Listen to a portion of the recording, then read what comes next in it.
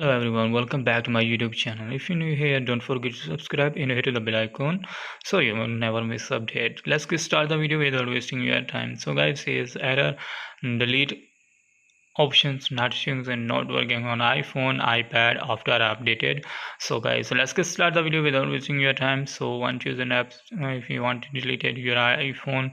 So tap here any app and then tap on remove app. Now we can see it's not showing and delete options.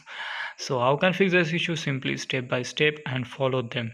So first of all, open settings on your iPhone and then scroll down and then tap on screen time and then scroll down and tap on content and privacy restrictions.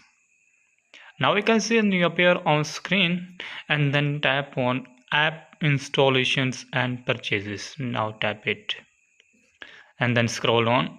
Now we can see is in-app purchases don't allow, but can change allow and back. Then scroll down and now tap here delete apps don't allow, but you can change allow.